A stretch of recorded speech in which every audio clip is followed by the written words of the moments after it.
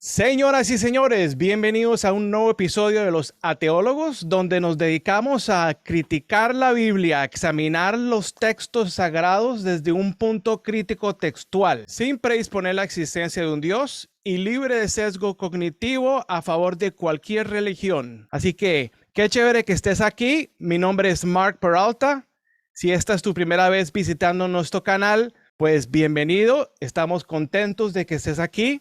Hoy es la tercera parte de un breve resumen de lo que expertos llaman el problema sinóptico de los evangelios, donde podemos concluir que los primeros 4 libros del Nuevo Testamento, es decir, Mateo, Marcos, Lucas y Juan, realmente no fueron inspirados por una deidad ni ofrecen perspectivas independientes del mismo relato histórico de la vida de Jesús. Más bien, que el Evangelio según Marcos fue el primero y que consecuentemente Mateo y luego Lucas utilizan a Marcos como referencia primaria, que luego Mateo y Lucas añaden relatos y detalles extras identificados como fuentes Q, M y L. A esto se le llama la hipótesis de 4 fuentes, propuesta por B.H. Streeter y más. Ahora, ¿será posible que Marcos, Q, M y L fueron las únicas fuentes que influenciaron a los autores de los evangelios?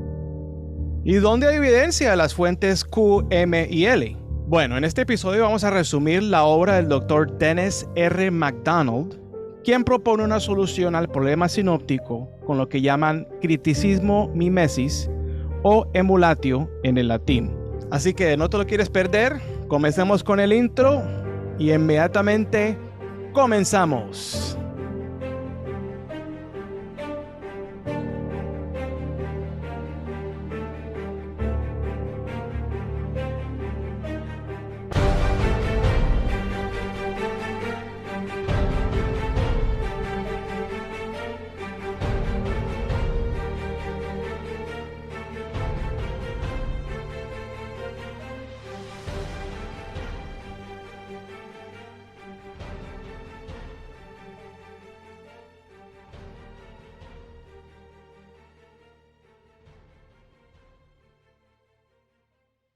¿De dónde proviene este concepto de los superhéroes? Porque lo más seguro es que Hollywood no se lo inventó. De hecho, superhéroes provienen desde hace muchísimo atrás. Por ejemplo, la mitología grecorromana ya creían en dioses que caminaban sobre el agua, volaban por el aire, visitaban la tierra de los muertos y vivían eternamente. Poseían conocimientos, habilidades y fuerzas sobrenaturales. Y así aparecían ya en la literatura más antigua de los griegos. Una de las más importantes son 2 grandes epopeyas atribuidas a un poeta llamado Homero, quien vivió aproximadamente en el año 700 a 620 a.C.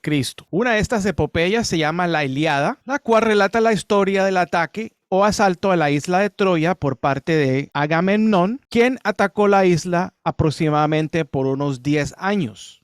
Esta concluye con la muerte del troyano Héctor a manos de Aquiles, el hijo de la diosa Tetis. La Odisea narra el viaje de 10 años de Odiseo tras la caída de la ciudad, de vuelta a su familia y a su isla natal, Ítaca. Por el camino, Héctor escapa de naufragios, caníbales y brujas. Inclusive visita la tierra de los muertos y regresa vivo. Una vez en casa, disfrazado de mendigo, mata a más de 100 jóvenes que querían casarse con su esposa Penélope. El propio Odiseo es un mortal, a diferencia de Aquiles, no tuvo un padre divino, pero al igual que la Ilíada, la Odisea está llena de dioses y de semidioses. Atenea, que camina sobre el agua y se disfraza para parecer como quien quiera, Eolo, que comanda los vientos, Poseidón, que hace el mar que se enfurezca o se relaje, o Zeus, el señor del rayo y rey de los dioses. Los poetas homéricos y sin duda su público original estaban tan fascinados por los superhéroes como la gente de hoy. Los cristianos de la iglesia primitiva contaban historias similares sobre Jesús,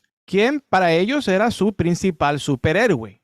Un maestro judío llamado Jesús, yo creo que realmente existió. Pero en poco tiempo, para mí y para muchos estudiosos, sus seguidores escribieron obras de ficción sobre él, afirmando que su padre era el Dios de los judíos, quien poseía maravillosos poderes para curar y resucitar a los muertos, y que era más poderoso que los seres malignos, como el diablo y sus demonios, y que después de ser asesinado, ascendió vivió y subió al cielo. Así es básicamente como el Nuevo Testamento y las cartas de Pablo describen a Jesús. Así que esta hipótesis lo que trata de demostrar es la fuente de donde provinieron muchos de esos detalles extras, lo que él llama embellecimientos, que aparecen en Mateos, Lucas y seguramente Juan también. Ahora, para ilustrar cómo los autores de los evangelios utilizaron fuentes de la mitología greco-romana, que es lo que esta hipótesis propone, les voy a mostrar dos ejemplos. Aunque en el libro que él publicó,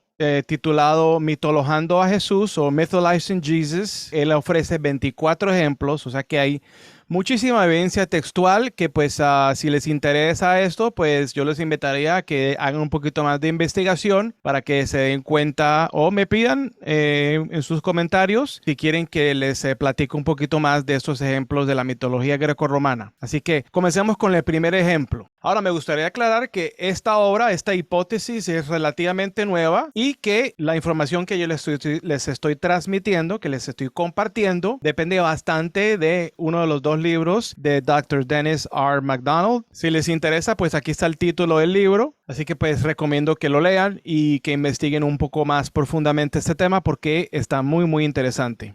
Ahora, no los voy a defraudar porque les voy a mostrar dos ejemplos. Así que comencemos. Podemos suponer que el evangelista Marcos, como veremos más adelante, creó la mayoría de sus personajes y episodios sin la ayuda de tradiciones o fuentes precedentes como se ha hipotizado. Una de las razones por las cuales podemos rechazar esta hipótesis de que existieron fuentes, pues realmente no existen. O sea, no hay una pre-evangelio, como llaman, que podamos evidenciar en el record. No existen papiros que podamos utilizar como referencia. Así que lo más probable es que realmente no existió una tradición, por lo menos escrita. En cambio, lo que Dennis R. McDonald y Richard Carrier están sugiriendo es que Marcos, como otros evangelistas, imitaron las epopeyas homéricas que siglos antes habían llegado a definir la identidad cultural griega y conservó este estatus sin rival durante al menos un milenio. Más adelante, el autor del Evangelio de Lucas redujo acertadamente a Marcos como una ficción histórica y amplió sus imitaciones para incluir aún más episodios homéricos. De este modo, leer los evangelios como testigos históricamente fiables de la vida de Jesús oscurece o realmente no refleja las intenciones de su autor para demostrar a sus primeros lectores que Jesús era el superhéroe definitivo, superior a los dioses y héroes de obras como la Ilíada y la Odisea, así como las escrituras judías. No solo es más poderoso, sino que también encarna valores éticos diferentes, como la justicia, la compasión y el amor. La importancia de las epopeyas homéricas en la antigüedad es realmente indiscutible. Un contemporáneo de Marcos y Lucas llamado Heraclito afirmó de la siguiente manera, y cito: desde la más temprana edad, los jóvenes que comienzan sus estudios se nutren de las enseñanzas de Homero. La influencia homérica aparece en muchos géneros de la composición antigua. Poesía, por supuesto, pero también historias, biografías y novelas, sobre todo biografías de líderes importantes de la antigüedad. En todas estas se utilizaba este método literario llamado mimesis. Ojo, que no se debe confundir la mimesis o el imitatio con el plagio, ni tampoco hay que confundir esto con como si fuese una mala interpretación o una interpretación o una composición que sea un poco crédula o inocente sin saber lo que está pasando. Más bien dicen los expertos que al evocar los antecedentes literarios que están utilizando en sus escrituras, los autores trataban de impresionar al lector con la superioridad de la imitación en cuanto al estilo literario, ideas filosóficas o valores éticos. Más bien, la mimesis literaria a menudo promovía una sofisticada rivalidad entre los modelos imitados y sus innovadores sucesores. Un ejemplo claro e indiscutible de mimesis es la obra de Virgilio llamada La Eneida, la cual imita a Homero, específicamente en su obra titulada La Ilíada. La Eneida de Virgilio es un poema sobre Eneas, el hijo de Venus, y el troyano Anquises, que condujo a los sobrevivientes de la guerra de Troya a Italia para fundar una nueva civilización. Para contar esta historia, Virgilio adoptó personajes, episodios y motivos literarios de Homero, donde claramente se ven imitaciones de la Odisea, que dominan los 6 primeros libros, e imitaciones de la Ilíada en los últimos 6. Expertos dicen que ningún otro libro definió la identidad política romana como la Ilíada. Marcos, que escribió poco después de la guerra judía del año 66, año 70 después de Cristo, probablemente compuso su evangelio para presentar a Jesús como un rival no solo de los héroes griegos, sino también de Eneas y de los emperadores romanos. Esto explicaría por qué muchas de las mismas narraciones homéricas imitadas en la Eneida encuentran imitaciones en este evangelio. El experto también sugiere por qué las imitaciones de la Odisea dominan el principio del evangelio y por qué las imitaciones de la Ilíada dominan el final. Al parecer, Marcos deseaba hacer para la iglesia primitiva lo que Virgilio hizo para el imperio primitivo: ofrecer una narración convincente sobre un héroe principal. Al igual que Virgilio, Marcos utilizó las epopeyas homéricas entre sus modelos, además de la Biblia judía, para decorar su testimonio de Jesús. Varias décadas más tarde, el autor de Lucas y Hechos escribió su propio evangelio con Marcos como fuente principal y continuó la práctica de imitar en la poesía griega al componer los Hechos de los Apóstoles, el cual también ha sido identificado utilizando esta misma práctica de imitar la literatura greco-romana al componer el libro de Hechos también.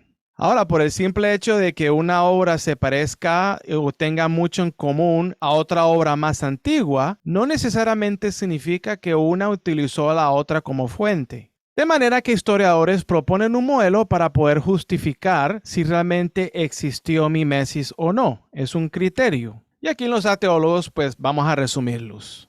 Número 1.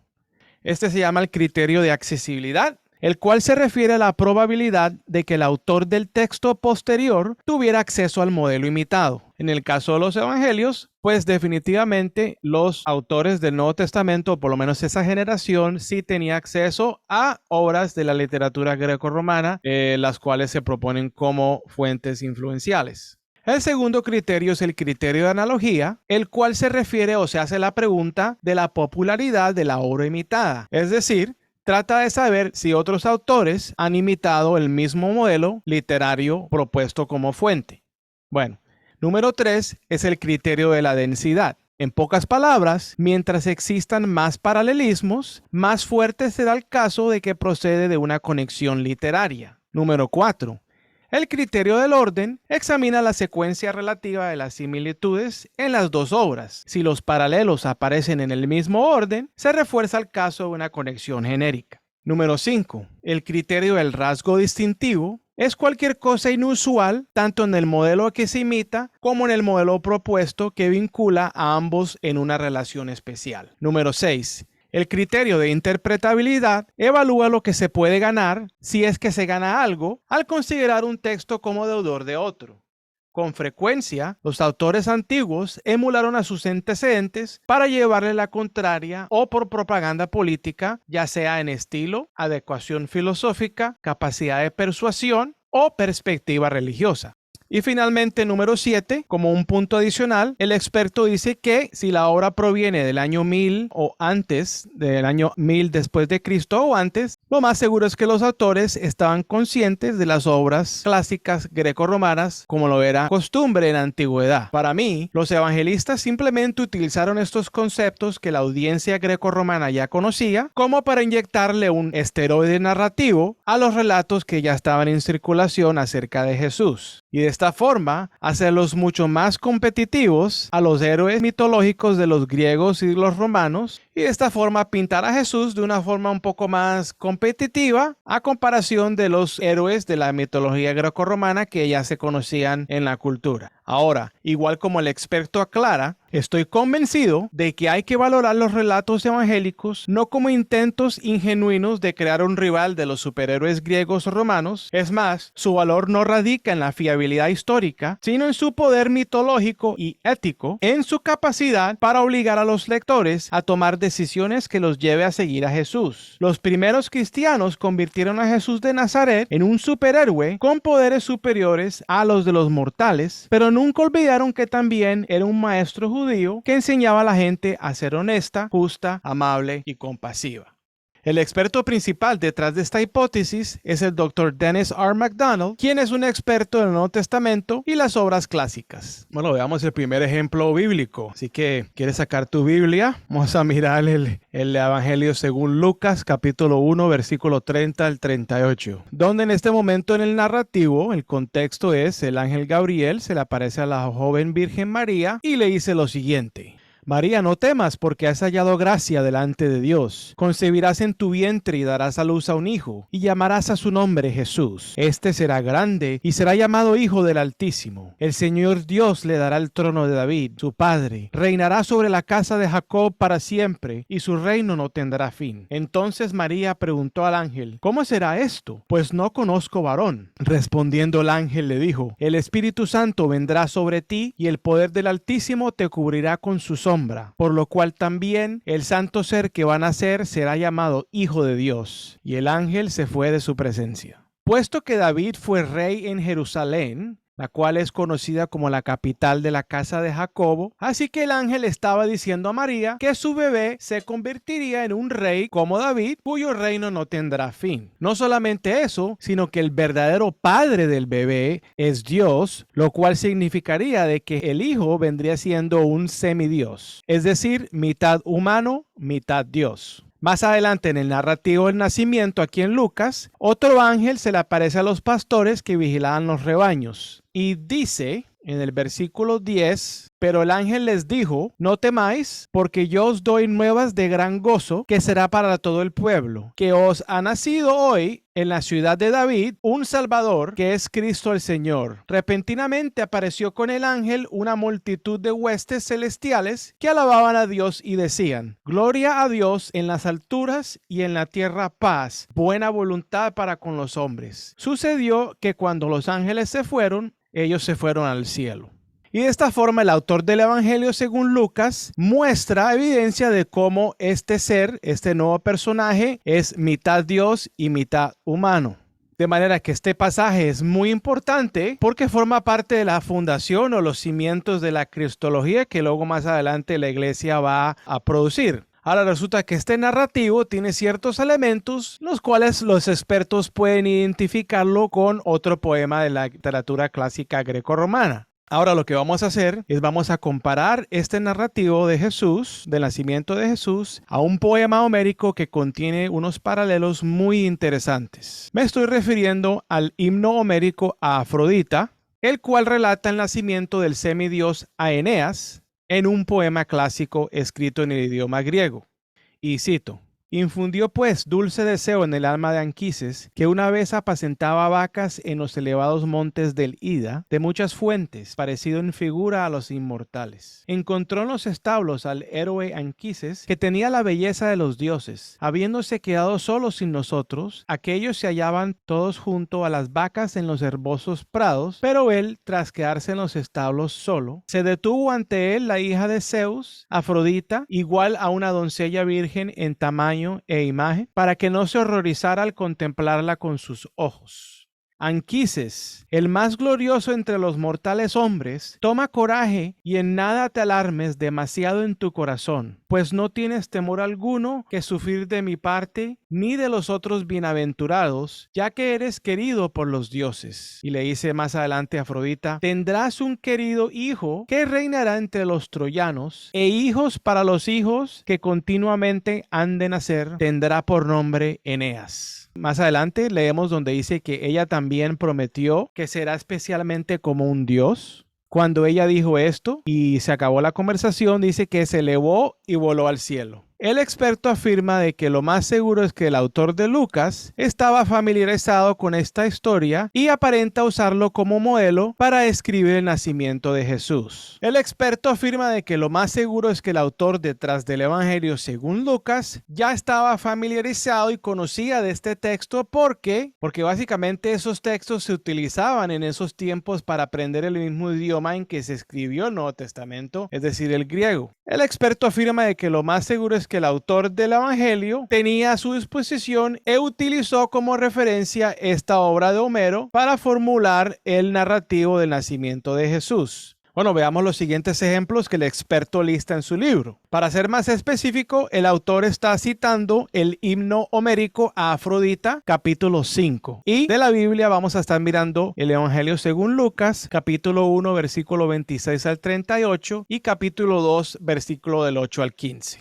Bueno, antes de leer las tablas comparativas de cada uno de los textos, es importante saber de que en el caso del himno homérico, el papel del ángel lo está haciendo la diosa Afrodita y el papel de María lo hace Anquises, que es el humano. O sea que los géneros están opuestos en esta historia, lo cual no tiene ningún problema. Bueno, detalles de cada uno de los narrativos. El humano Anquises, una vez de repente se le aparece la Virgen hija de Zeus, la diosa llamada Afrodita. La escena ocurre en un establo mientras Anquises se encontraba solo durante un momento en que otros cuidaban de su rebaño. En el Evangelio, María estaba a solas en su recámara o en su casa. El ángel Gabriel se le apareció. Habían pastores en la misma región que velaban y guardaban las vigilias de la noche sobre su rebaño. Y está esa descripción ahí mencionada. En el himno homérico, Afrodita, la hija de Zeus, se presenta frente a él. Y en el Evangelio, el ángel Gabriel fue enviado por Dios a una ciudad de Galilea y se les presentó un ángel del Señor. En el himno homérico, al ver la belleza de la diosa, el hombre Anquises se turbó y desviando los ojos, los giró al otro lado. En el Evangelio, cuando la joven lo vio, cuando María vio al ángel, se turbó por sus palabras y se preguntó qué clase de introducción o salutación era esta.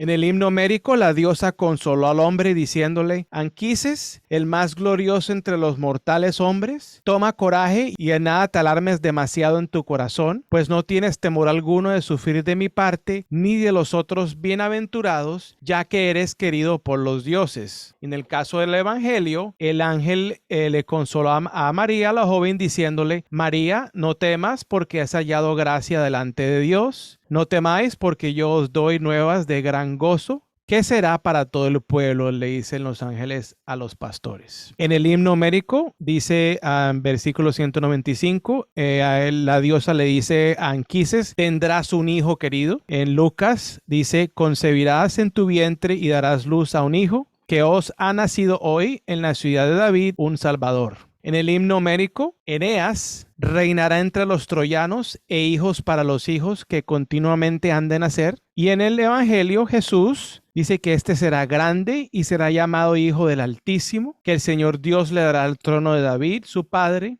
y que reinará sobre la casa de Jacob para siempre y su reino no tendrá fin.